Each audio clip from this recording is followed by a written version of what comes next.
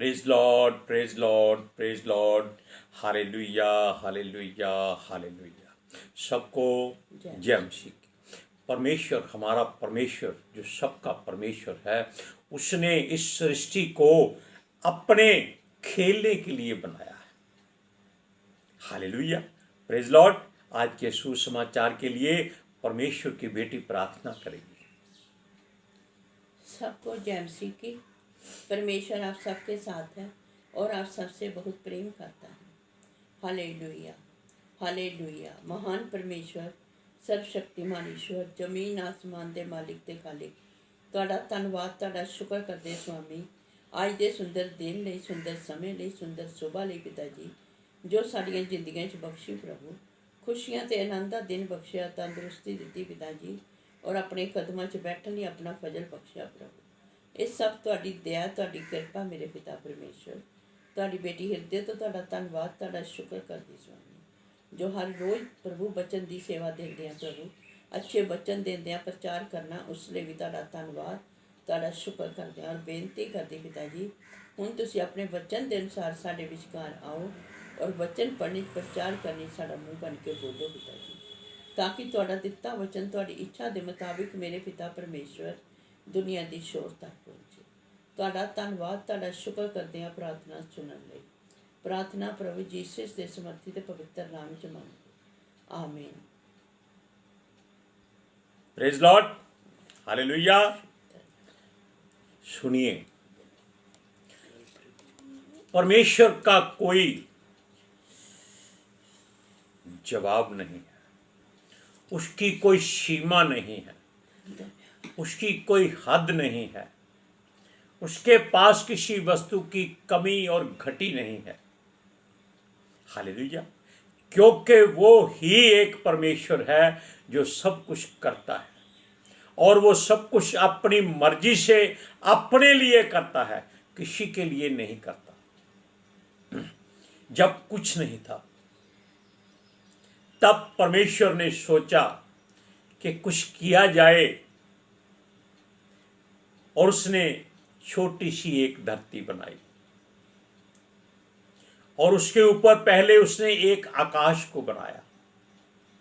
Hallelujah, यानी कि आकाश और धरती की, पृथ्वी की सृष्टि जो थी परमेश्वर की ओर से हुई है, ये अपने आप में नहीं हुई, क्योंकि तब कुछ था नहीं, केवल परमेश्वर की आग थी। परमेश्वर ने उस आग को अपने भीतर समेट कर आकाश और पृथ्वी की रचना की और ये सोचकर कि इसको खाली नहीं रखना, इसमें कुछ करना है। ये आप जानते हैं, हमें वो गूढ़ ज्ञान वाली बातें नहीं आती कि जो शब्द पे शब्द, कहानियों पे कहानियां नहीं। ये परमेश्वर की ओर से एक ऐसी बातें हैं जो सच्ची है, क्योंकि कुछ था नहीं और जो कुछ परमेश्वर चाहता है वो हजारों वर्ष पहले सोचता है, क्योंकि वचन में लिखा है उसका एक दिन हमारे 1000 वर्षों से भी ज्यादा बड़ा है। और ऐसी बातें केवल परमेश्वर जान सकता है। उसका 1000 वर्ष कितने पल का होगा, कितने वर्षों का होगा, अब ये आप सोच लीजिए। क्योंकि परमेश्वर ने जब पृथ्वी बनाई तो उसके आसपास कुछ नहीं था, उसने ही उसमें पानी भरा, ओस पैदा की, कोहरा उठाया, यानी कि वो धरती को सींचने के लिए। ये किसकी युक्ति हो सकती है? मनुष्य की नहीं हो सकती, ना ही कोई शैतानी शक्ति इस बात को कर सकती। हालेलुया। अब उसने पृथ्वी और आकाश, यानी कि आकाश और पृथ्वी दोनों को बनाने के बाद उसमें ऐसा कुछ किया कि जो हमारी सोच से बाहर। उसने देखा कि पृथ्वी पर कुछ नहीं है, केवल ऊबड़ खाबड़ धरती है, ऊंची नीची धरती है। हालेलुया। और उसकी युक्तियों पर शंका करना बेवजह अपने ऊपर श्राप लाना है। हालेलुया। और इन बातों के बारे में जांचना और ज्ञान हासिल करना ये मूर्खता वाली बात है। या किसी को टोकना कि तूने ये कैसे कह दिया, तू कैसे जानता है, क्यों बोलता है, ऐसी बातें मत करो। केवल उस बात को समझो, क्योंकि हर एक के मन में अलग अलग विचार हो सकते हैं, क्योंकि मनुष्य हैं सारे। परमेश्वर के मन में केवल एक ही विचार होता है और वो एक ही बार आता है और उसको वो अंतिम रूप दे देता है। हालेलुया। परमेश्वर के द्वारा किए गए काम बहुत आश्चर्यजनक हैं। आश्चर्यक्रम जो भी हैं उनका कोई मुकाबला किसी बात से नहीं हो सकता, और ना ही उसको कोई पूछ सकता है तू ये क्यों करता है। अब जब आकाश और पृथ्वी की रचना की, तब धरती के ऊपर अंधेरा था और जल था, और उसके ऊपर परमेश्वर का आत्मा मंडलाता था। मंडलाने का मतलब ये नहीं कि नाचता था, वो केवल धरती की हर बात को जांचता था कि यहाँ क्या करना है, यहाँ क्या करना है, यहाँ क्या करना है। आप नीति वचन में पढ़ सकते हैं, उसमें लिखा है कि आत्मा भी परमेश्वर के साथ एक कारीगर के रूप में काम करता था। यानी कि जो जो परमेश्वर कहता था आत्मा जी बनाते जाते थे, और जो वचन उसके मुख से निकलता था वो पूरा होता था। हालेलुया। परमेश्वर का आत्मा उस जल के ऊपर मंडलाता था, जैसे लगता है परमेश्वर का आत्मा पूरी पृथ्वी को नाप रहा है। पे ये कितने कदम इस तरफ जाना है, कितने कदम इस तरफ जाना है, कहाँ कौन सी धरती बनानी है, कौन सा इसको सूर्य जब बनाना है उसकी ओर करना है, उत्तर की ओर करना है, कहाँ बर्फ गिरानी है, कहाँ सूखा डालना है, कहाँ पानी डालना है, और कहाँ लोगों का बसेरा करना है।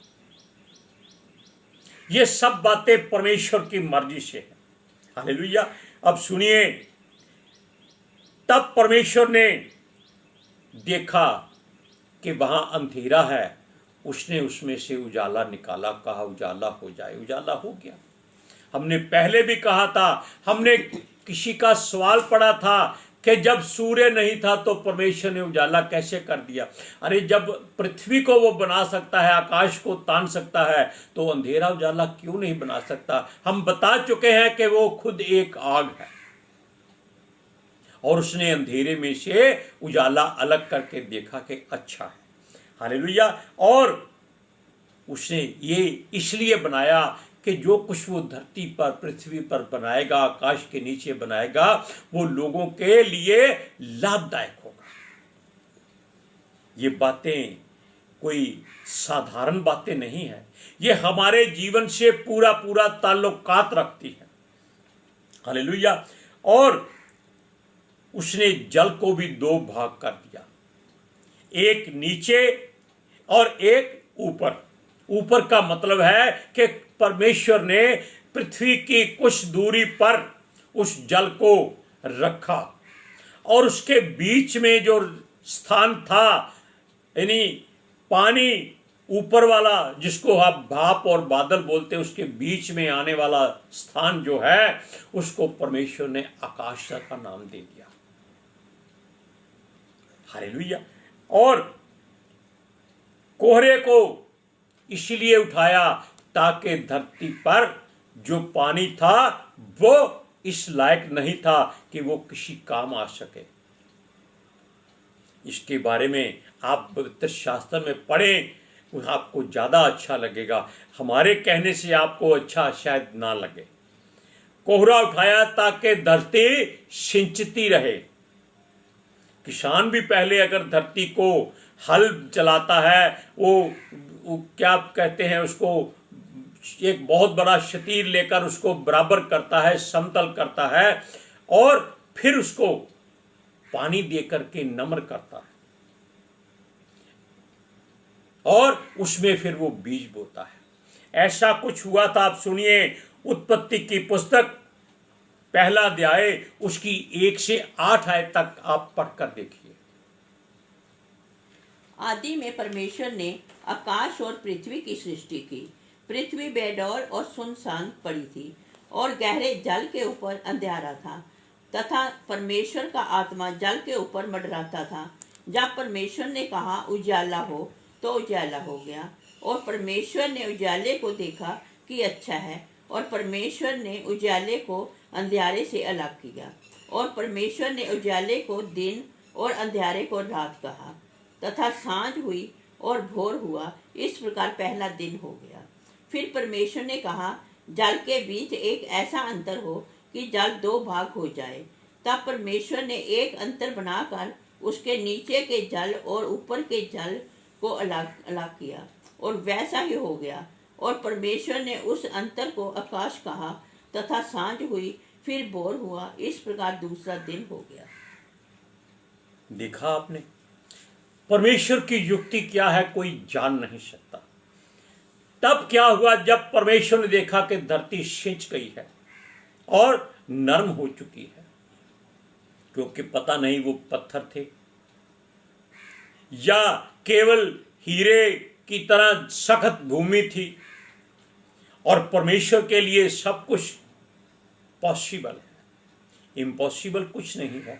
तब उसने अपने मुख से वचन बोल बोलकर जो उसने हजारों वर्ष पहले सोचा था पृथ्वी पर बनाना शुरू कर दिया। वो कहता था पेड़ पौधे बन जाएं, पेड़ पौधे बन गए, घास उग जाए और मछलियां आ जाएं, पक्षी आ जाएं, सब तरह के जानवर आ जाएं, सब जीव जंतु कीड़े मकोड़े सब कुछ परमेश्वर ने धरती पर बना दिया। क्यों? यही बातें आम लोग क्या कहते हैं, ये 84 लाख जीवन है। 84 लाख जीवन नहीं है, 84 लाख तरह के जीव उसने बनाए हैं, जिसमें मनुष्य भी एक है। और कोई जीव दूसरे में जन्म नहीं ले सकता, और हर कोई एक ही बार जन्म लेता है, दोबारा जन्म नहीं लेता। परमेश्वर कोई काम दोबारा नहीं करता। हालेलुया। अब सुनिए, जब सब कुछ बन गया तब परमेश्वर ने कितना समय लगाया होगा। हमने बताया कि हमारा जो समय है उससे हजारों गुना छोटा है, यानी कि अगर उसका एक दिन है तो हमारे 1000 वर्ष उसके लिए एक बराबर है। उसकी गति कैसी चलती है आप सोच नहीं सकते। अगर उसका 1000 दिन हमारे एक पल के बराबर हो जाए तो आप जान सकते हैं कि क्या हो जाएगा। हम पैदा ही नहीं होंगे बस जादू की तरह आए चले गए, आए चले गए, आए, ऐसा नहीं हो सकता। इसलिए परमेश्वर ने हमारे 1000 वर्ष को अपना एक दिन बनाया, यानी कि उसने कम से कम 6000 वर्ष में इस पूरी सृष्टि की रचना की थी। आप इस बात को मेल कर सकते हैं, भजन संहिता में सब कुछ लिखा है, आप पढ़ सकते हैं। अब देखिए, तब उसने सोचा कि इन सब का एक रखवाला होना चाहिए,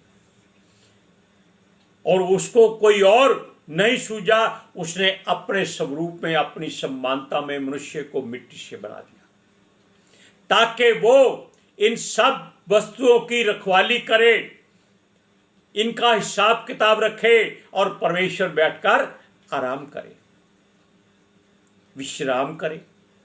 लेकिन विश्राम थकावट से नहीं होता, वो देखना चाहता है कि मनुष्य क्या करता है। इसलिए उसने 7वें दिन को पवित्र दिन कहा। उस समय परमेश्वर ये देख रहा था कि मनुष्य क्या करेगा। उसको सारी बातें परमेश्वर ने समझा दी, और उसके लिए जो कुछ पृथ्वी भर में तैयार किया था वो सारी की सारी अधिकार की बातें मनुष्य के हाथों में दे दी। क्यों? उसने सब कुछ मनुष्यों के लिए ही बनाया था, और किसी वस्तु को उसने मिट्टी से नहीं बनाया। लेकिन मिट्टी में से निकलते सब कुछ थे। पौधे भी मिट्टी से निकलते हैं, हर तरह का जीवाश्म मिट्टी से निकलता है, तब निकलता है जब उसमें पानी आ जाता है, लेकिन पानी समुद्र का नहीं।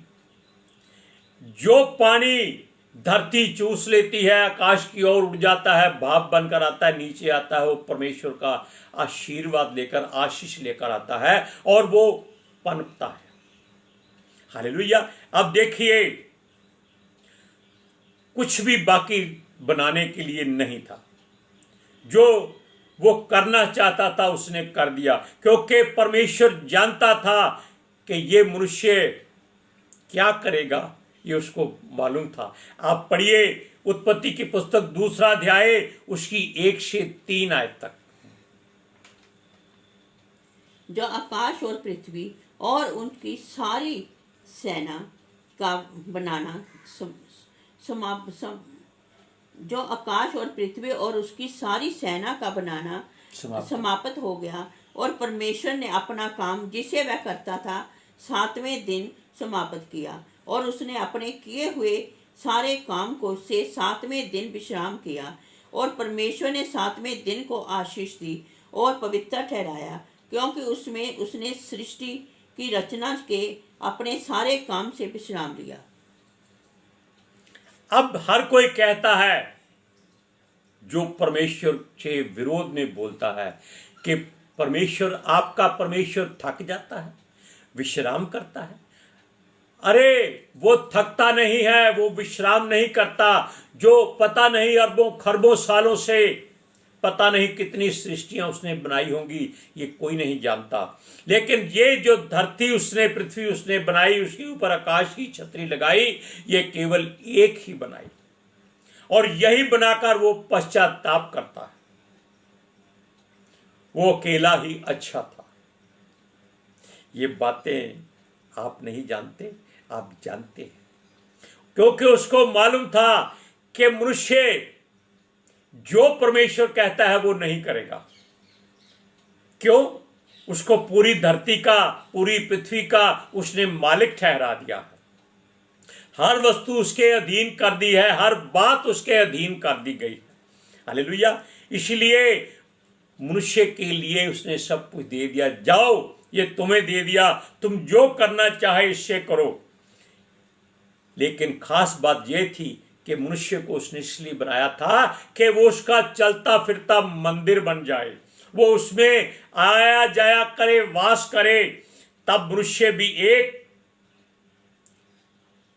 साथी की चाहिए था, उसने नारी बना दी और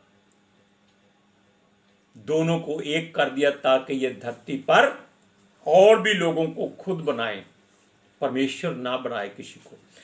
तब उसने एक वाटिका लगाई जहां उसने इनको रखा कि आप के रहने के लिए एक शुद्ध स्थान है, पवित्र स्थान है, और वहां पर जीवन का पेड़ लगा दिया, जिसका इस्तेमाल परमेश्वर ने पवित्र शास्त्र के अंत में प्रकाशित वाक्य में दिखा, ताकि जब यीशु आएगा तब वो उन लोगों को उस जीवन के पेड़ में से फल देगा जो उसकी इच्छा को पूरा करते, ताकि वो अनंत जीवन पाए। लेकिन एक पेड़ और था जिसका फल भले और बुरे के ज्ञान के वृक्ष का पेड़ का फल था। अगर वो मनुष्य खा लेता है तो उसको मालूम हो जाता है कि परमेश्वर में और उसमें क्या अंतर है, जानवरों में और मनुष्य में क्या अंतर है। और यही गलती उसने कर दी।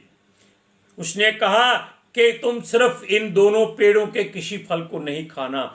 परमेश्वर को मालूम था कि ये अपनी मर्जी करेगा या गलती करेगा।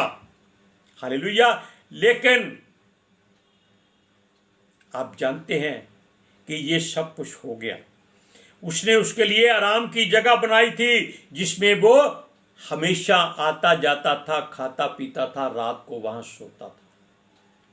लेकिन ऐसा हुआ नहीं। किसी पूजा स्थल में केवल परमेश्वर ही वास करता है और कोई वास नहीं कर सकता। वहां दुष्ट आत्माएं नहीं रह सकती, बेशक वो परमेश्वर की ओर से बनाई हुई है। अब आप इन वचनों को देखिए, उत्पत्ति की पुस्तक 2 अध्याय उसकी 8 और 9 आयत में कि परमेश्वर ने क्या कहा।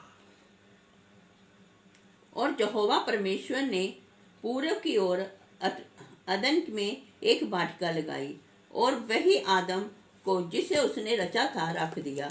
और यहोवा परमेश्वर ने भूमि से सब भांति के वृक्ष जो देखने में मनोहर और जिनके फल खाने में अच्छे थे बना उगाए, और वाटिका के बीच में जीवन के वृक्ष को और भले या बुरे के ज्ञान के वृक्ष को भी लगाया। परमेश्वर ने कितना कुछ मनुष्य के लिए किया। उसने हर तरह के बीज वाले फल वाले पेड़ लगाए ताकि जो मर्जी ये खा सकता है और तंदुरुस्त रह सकता है, लेकिन ये किसी का सका नहीं है। इसके बाद जब उसने फल खा लिया, उसकी अकल घूम गई कि ये मैं क्या हो गया हूं। तब परमेश्वर ने उसको वहां से बाहर निकाल दिया। इस बात का जिक्र फिर दोबारा करेंगे। आज के सुसमाचार के लिए परमेश्वर की बेटी प्रार्थना करेगी। Hallelujah. Thank you Jesus, thank you Lord, thank you पिता आत्मा जी। ਤੁਹਾਡਾ ਧੰਨਵਾਦ, ਤੁਹਾਡਾ ਸ਼ੁਕਰ ਕਰਦੇ स्वामी, ਸਾਡੇ ਵਿਚਕਾਰ ਆਉਣ ਲਈ ਵਚਨ ਪੜ੍ਹਨੇ ਪ੍ਰਚਾਰ ਕਰਨੇ ਸਾਡਾ ਮੂੰਹ ਬਣ ਕੇ ਬੋਲਣ ਲਈ ਪਿਤਾ ਜੀ। ਤੁਹਾਡੀ ਬੇਟੀ ਹਿਰਦੇ ਤੋਂ ਤੁਹਾਡਾ ਧੰਨਵਾਦ, ਤੁਹਾਡਾ ਸ਼ੁਕਰ ਕਰਦੀ स्वामी। सचमुच खुदा ਤੁਹਾਡਾ ਦਿੱਤਾ ਵਚਨ ਤੁਹਾਡੀ ਇੱਛਾ ਦੇ ਮੁਤਾबिक ਮੇਰੇ ਪਿਤਾ ਪਰਮੇਸ਼ਵਰ ਦੁਨੀਆ ਦੀ ਸ਼ੋਰ ਤੱਕ ਪਹੁੰਚੇ। ਲੋਕ ਸੁਣਨ और सच्चाई ਨੂੰ ਜਾਣਨ और सच्चाई ਉਹਨਾਂ ਨੂੰ ਆਜ਼ਾਦ ਕਰੇ ਪਿਤਾ ਜੀ। ਮੈਂ ਤੁਹਾਡਾ ਧੰਨਵਾਦ, ਤੁਹਾਡਾ ਸ਼ੁਕਰ ਕਰਦੀ ਹਾਂ स्वामी। पिता परमेश्वर ਤੁਹਾਡੇ ਬੱਚੇ ਹਮੇਸ਼ਾ ਤੁਹਾਡੀ शांति और ਤੁਹਾਡੇ अनुग्रह ਵਿੱਚ बने रहें।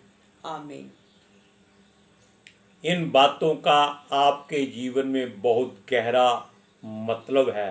इस बात को जान लीजिए। Hallelujah, praise Lord. सबको जय मसीह की।